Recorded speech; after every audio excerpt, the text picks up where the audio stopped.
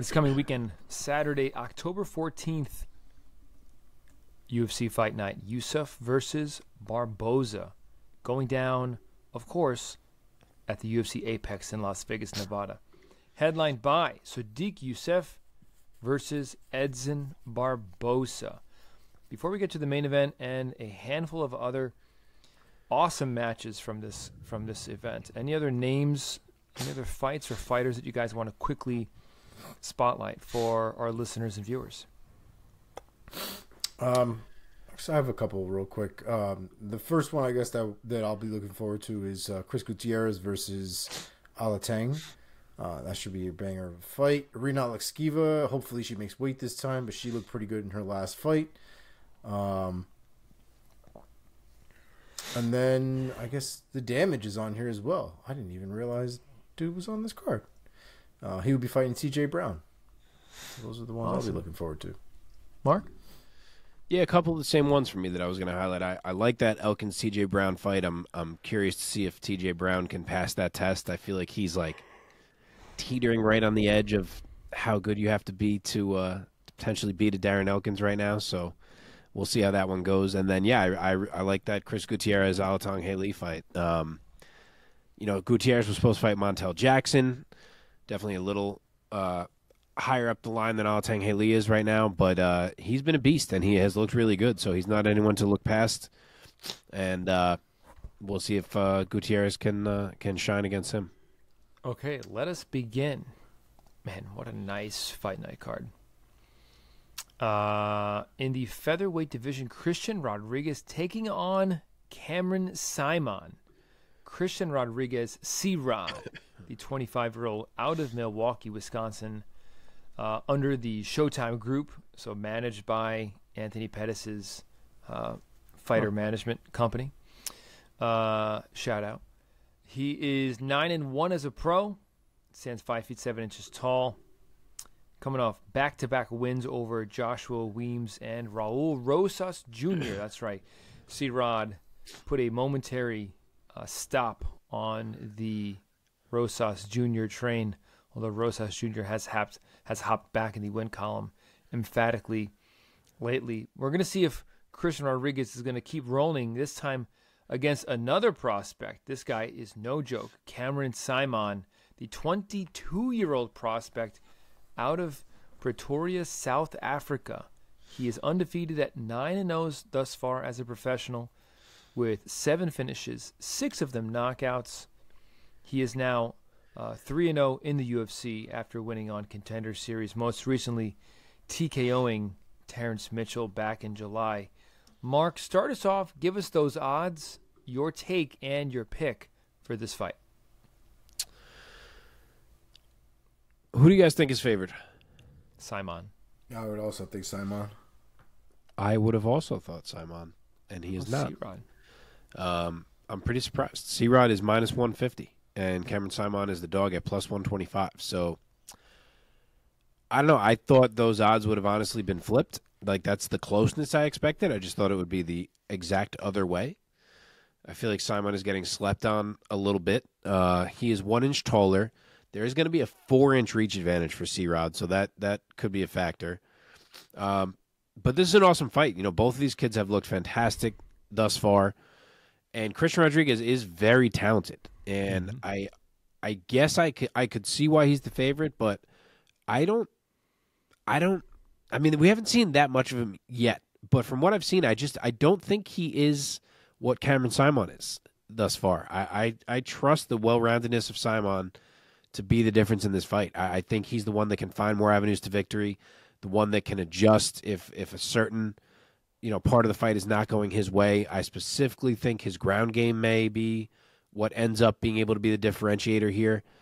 And I'm going to trust him to get this done. So I'm going to go Cameron Saaiman, UD. Omar. I also trust the grappling pedigree of Saaiman. C-Rod had a good performance in his last fight. And I think he took advantage, which he should have, against Raul Rosas, just because he came in, was fresh, is new.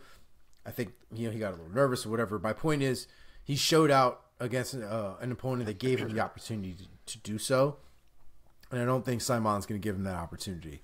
I think he's going to be a lot tougher to get out of there, and I think he will be. I personally think Saaiman is going to be a lot better than C-Rod is, and I think this is going to be his opportunity to show it. Hopefully, he finishes the fight. He doesn't go to decision very often, but he definitely has in the UFC. So I'm going to go with Cameron Saaiman by second round KO. He's going to fuck around and find out, that guy. Guys, this is a personal one for me. I got to roll with Team Pettis here. I'm taking C-Rod by UD, handing Cameron Saaiman his first professional loss. Cool. All right, moving on to the middleweight division. Excuse me, Michel Pereira moving up. Michel Pereira taking on Andre Petroski. So Pereira, the Molidor, the 30-year-old out of Brazil, 28-11 as a professional, with 17 finishes, 10 of them knockouts. He is riding a 5-fight UFC win streak coming into this weekend. Most recently, scoring a split decision victory over the very tough Santiago Ponzinibbio back in May of 2022. Andre Petroski, his opponent, is the 32-year-old out of Springfield, Pennsylvania. He is 10-1 as a pro with 8 finishes, also riding a 5-fight win streak. Most recently, a split decision victory over Gerald Mearshart back in August. Omar, start us off. Omar, you muted, dude. I know we had Andre Petroski here as a short notice replacement, but I actually think this is a pretty fun fight against Michel Pereira. It'll be a nice test to see where Petroski is in his career. He's had a couple of decision losses, a couple of close fights. I think this has a potential of being a close fight, but Pereira is so crazy and is definitely going to be looking for more opportunities to finish, I think, than Petroski will be. Probably won't get it, but he's going to be looking for him. So I'm going to go with Pereira here. I think it's going to go the full 5 minutes, regardless of what either one of them want to do. The full 5, huh? They're only going I'm sorry, round three. Goddamn, fucking everything is 5 for me now. They should be going the full 3, I think. But I think Pereira will come out on top here. So give me Pereira by decision. Okay. Mark. All right, Pereira is the favorite here. He is minus 190 despite moving up in weight. What word do I want to say? The always middleweight. It's not a great word, but Andre Petroski is plus 150 as the dog. Established middleweight, that would have been better. 1 inch of height for Pereira. The reach is actually the same. And I am very, very torn on this fight. For one thing, I'm not entirely sold on Andre Petroski as of yet. There's a lot about him that's interesting, but part of me feels like he has a skill set that gets exposed when he hits a certain level here. But on the flip side, Pereira moving up to 185, his normal size advantage is out the window, and he's fighting the exact style that he has struggled with in the past in Petroski. Like, do we see him struggle even more now against a bigger, stronger man? Because he is a guy who has been out-grappled by Tristan Connolly and Diego Sanchez, like, not all that long ago. I know he's made a lot of improvements, but Petroski's a much bigger dude than those dudes are. Yep. So it's very hard to call. I think that Petroski by decision or even sub is about as likely as Pereira by KO. But I think I'm leaning to say that Andre Petroski survives some hairy spots and wins a UD, but if Pereira's cardio is 100% fine, though, then that pick may end up looking very dumb because Petroski may get hurt. Fuck, I might go Pereira. Man, I'm so torn on this fucking fight. Fuck it. I'll trust Michel Pereira's cardio, and I'll probably hate myself for it. Round 2, TKO for Michel Pereira. Omar, who did you take? I took Pereira as well. I will play the upset here, and I will say Andre Petroski gets it done by UD. Pereira doesn't look like as much of a monster moving up to middleweight, and I think that Petroski comes away with the UD over Pereira. I probably just gave Mike another one with my last-minute switch right there. Damn it, Mark. Dude, I love Pereira. I hope he wins. I just, always, it root for him. It flashed in my head like his fucking training from that build-up to Wonder Boy, where I was like, man, this guy's looking like a beast. And I was like, he's got to be ready to go to push a full 15, right? Like, right? Yeah. We'll see. Okay, here we go. Fun one. Jonathan Martinez taking on Adrian Yanez. So Martinez, the Dragon, the 29-year-old out of Plainview, Texas, 18-4 as a pro with 10 finishes, riding a 5-fight win streak coming into this Saturday. Most recently, decisioning Said Nurmagomedov back in March. Adrian Yanez, the 29-year-old out of La Porte, Texas, 16-4 as a pro, 12 finishes, looking to get back in the win column after getting finished for the first time in his career by Mr. Rob Font. Omar, your eyes, bro. I glance at Omar and I like lose my shit. Why? Because he's fucking falling asleep? He's fucking Just struggling. ruining our show every single week lately. I'm dying. Drink some Ovaltine and get it together. Ovaltine's not going to help, dog. Okay, Omar, talk, speak, give a pick. Tell us why you're picking Yanez. Because Yanez is that boy. I like Yanez, obviously, right? But this is a tough fight. You know, there's no getting around it. Martinez is a tough out, I think, at all times. We just saw Yanez get lit up recently, so we know that he is fallible. He can fuck up in there. And Martinez is not the one to fuck up with, right? Martinez's leg kicks are disgusting. They're definitely going to damage him if Yanez takes too many of them. We haven't really seen Yanez deal, I think, too much with guys who spam leg kicks all too often. So I think we're going to see that against Jonathan Martinez here. But I'm rolling with my boy, man. For better or worse, I think it'll be a close fight, to be honest. I think both of them have the ability to really fuck each other up, if we're being wholly honest. But I'm going to go with Yanez here. I don't think that they come out of 3 rounds. I think somebody's going to get slept or something somewhere along the way here. So I will go second round TKO Adrian Yanez. Mark. Who thinks favorite in this one? Probably Yanez? Martinez. Yanez just got probably knocked Martinez. out. He's got the win streak. It's very close. Martinez is the favorite. He is minus 120. Yeah. Yanez is also minus. He is minus 105. Oh, Yeah. no plus money. Nope. So nearly a pick 'em. Don't touch Martinez, the slight favorite. You're paying the vig on either guy. 1 inch of height for Martinez, half inch of reach for Yanez. So basically, they're the same exact size. Both of these dudes are nasty, nasty strikers, but they go about it in very different ways. Jonathan Martinez is extremely kick heavy. He will rely on his kicks more than he will rely on his hands. Adrian Yanez is the exact opposite. Beautiful boxer, won't kick much. His Achilles heel has been that he does get hit a bit too much. You would hope he's worked on that after being exposed for it against Rob Font the way that he was. But also I think it helps a bit that it's his head that sometimes he is leaving out there, and Martinez isn't necessarily, while he'll throw a head kick, he's looking more toward the body and the legs for the majority of his shots.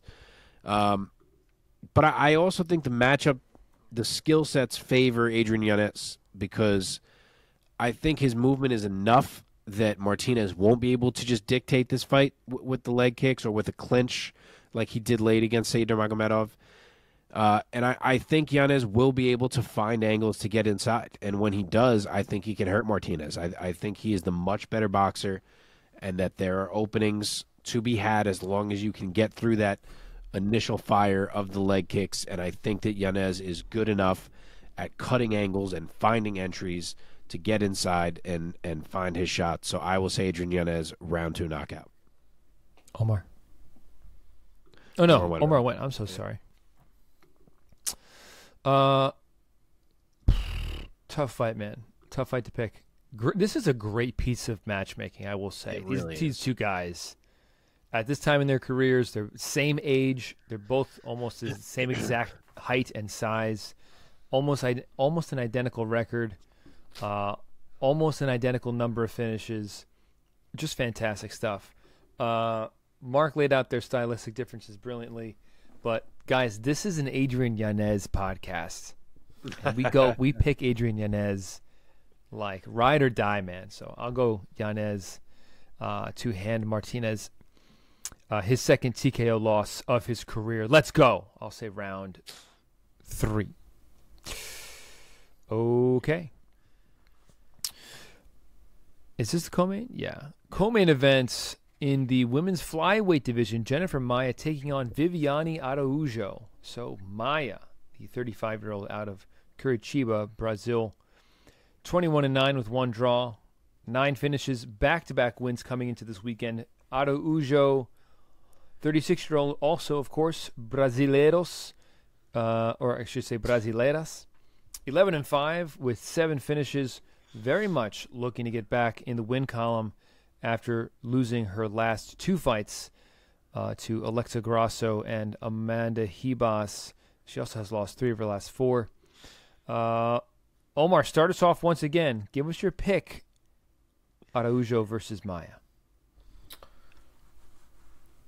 I actually have a little bit of a tough time picking this fight, if we're being honest. I think both of these women come to scrap. I think the biggest difference might be the athleticism, kind of very similar to the Morono Buckley situation. I think Araujo is just a lot more athletic. I think they both got very good fight IQs in there. They both know how to throw hands. I think Araujo probably has a bit of a slight advantage in the power department in that sense. But I think both of these are very smart women in the cage, so it's very difficult to pick one over the other. I think I'm going to go Jennifer Maia, man. I think I'm going to go Jennifer Maia here. I don't know. I basically flipped a coin in my head. I like I said, I think it's a very close fight. I think either one of these women have the ability to beat each other. But I think Jennifer Maia is going to come out on top. So give me Jennifer Maia by unanimous decision. I feel like you laid out why you were picking Araujo and then you picked Maia. It's not the first time it's happened. Yeah. Yeah, I think this is an interesting fight, but I'm going to go with Jennifer Maia. I think she's a bit more the veteran in there, and I think she walks away with the UD. I don't have much else to say about that. Mark? She is the favorite. She's minus 160. Araujo's plus 130, so pretty close. Height's the same. Araujo has a 4-inch reach advantage, which could be a factor with the power that she throws, so we'll see about that. It is a tough one to call. I've never been completely sold on either one of these girls, which seems kind of dumb to say considering they've both perennially been top 10, especially Maia. But I'm just never completely confident in either one of them going into a fight if I have picked them. But I think I got to go Maia here. Her grappling is plenty good enough that Araujo shouldn't find any big advantage there. And yes, Araujo hits with more power, but I think Maia scores more and is just generally better at winning fights and has the crisper boxing. So I'm going to trust that veteran fight winning ability of Maia and say she takes a UD. Okay, main event time. UFC Fight Night. Barboza versus Yusuff. Yusuff versus Barboza. Going down in the featherweight division. Sodiq Yusuff. Super Sodiq. The 30-year-old fighting out of Camp Springs, Maryland. He is 13-3 as a pro with 7 finishes. 6 of them knockouts. Coming off back-to-back wins. Coming into this weekend. Hasn't fought in just over a year. And he'll be standing across from the fighting legend himself, Edson Barboza, the 37-year-old out of Rio de Janeiro, Brazil. He is 23-11 as a pro with 15 finishes in the cage, 14 of them knockouts. He got back in the win column back in April by knocking out Billy Quarantillo in April of this year. I will pick first in a rare move without hearing the odds. Let me say that I also like doing this. I like guessing. I have to guess that Sodiq is the favorite here, just given his record. He's coming off back-to-back wins. I'll guess that Sodiq is the favorite. I'll say he's like a 200 favorite, minus 200 favorite. Little tighter than that. He's minus 165. Oh, that's tighter. I'm going to go with the legend Edson Barboza. I said to you guys today on chat that I've just always been a fan of this guy. He seems like such a good guy to train as hard as he does, having young kids and a family, having young kids myself, to get anything done with young kids, to fucking take a shower and tie your shoes with young kids. God bless you. But no, I've always been a fan of this guy. Some of the best striking, some of the best Muay Thai, Omar, that you will ever see. Am I correct? Thank you. So I'm going to go with Edson Barboza. As for the method, I think it's going to be I'm going to think it's going to be a war. I hope it is. I hope it's a great fight. And I see Barboza coming away with his hand raised. Give me Edson Barboza notching another big name of his on his record as a win by decision. Omar, why don't you go? Just do it, buddy. Put you out of your misery. And just log off right away. I do love Edson Barboza here, man. As far as his Muay Thai is concerned, one of the things I've always loved about Edson, even from years past, more so than the wheel kick, is his switch kick. His switch lead kick is disgusting. It's fast. It's horizontal. It's got power behind it. It's got hip rotation behind it. It's like probably one of the most perfect kicks I've ever seen. The way, to me, that Joe Rogan probably has a spinning back kick to the body on lock, probably one of the best iterations of that kick I've ever seen is thrown by Joe Rogan.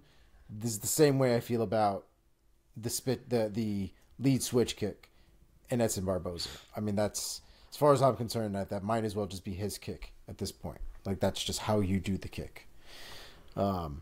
Anyway, I think the fight's super interesting, man. I think Sodiq Yusuff presents a lot of problems for Barboza, right? I think Barboza gets into a habit sometimes of trying to stay on the outside, especially with his length, trying to throw things from an outside position. But when he gets crowded, a lot of times he ends up on the cage, and a lot of times he can lose a fight trying to stay away and not trying to fight, where he sometimes gets forced to fight.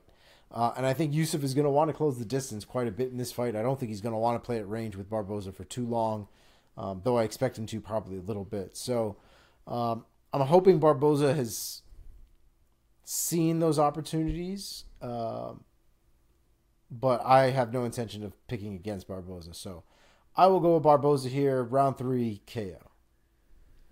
Wow. Two guys on the dog. So, yeah, Yusuff is minus 165, as I said. Edson is plus 140. There are 2 inches of height and 4 inches of reach on the side of Edson Barboza here, so that is not negligible. He's 37 years old, which, Mike, I don't know if you knew that before you made your pick. Almost 38 as a featherweight. And I, too, do not care. I will not get off the Edson Barboza train until I am absolutely forced off of it. Sodiq is really good and really poised, and if this goes to a decision, there's a strong chance that it goes his way. But he is going to be willing to strike with Edson Barboza. That's what this fight is going to be. And I just don't know if I believe that his striking is dynamic enough, as successful as he is with it, to not eventually get hurt by Edson Barboza across 25 minutes. I still think Edson is good enough and fast enough to find an opening as this fight goes on. Plus, he's the bigger man in general and has that height and reach to lean on, as I was just saying.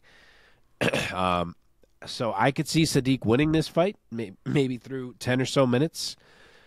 And then in round 3 or 4, something like that, Edson finds something. I just think he'll look for weaknesses in the defense as the fight goes on, get Sadiq's timing down, and I'll say he lands a body shot in the third, swarms, and puts Sodiq out. So Edson Barboza, round 3, TKO. I thought you were going to take Sodiq.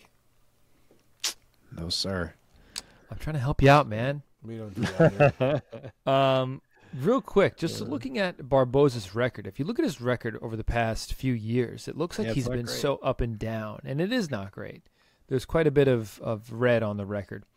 But just looking at those, okay, he lost to Khabib in 2017, and that's understandable because it's Khabib, and Khabib is like the uber wrestler, and Khabib's going to do to a striker like Barboza what he's going to do.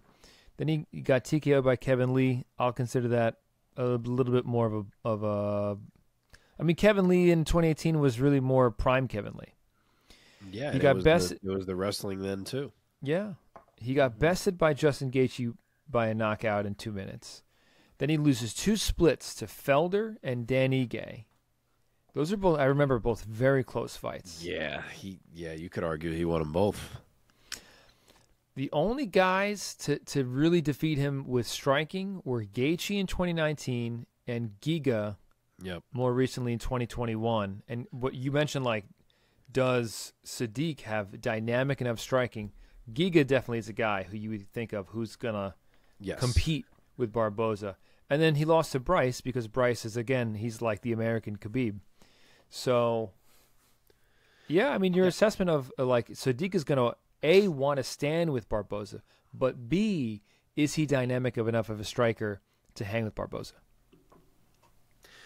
Yeah, I mean, you make a good point. As much as, we're all picking Barboza here, but if he's fighting a wrestler, we probably aren't. But even at 37 years old, to pick a striker to beat Edson Barboza, you got to believe that striker is pretty damn good. And I don't know that I'm there yet with Sodiq. And maybe we're going to realize on Saturday that we should be. But I'll ride Barboza once more. Okay. Nice choice of words. Let's end with the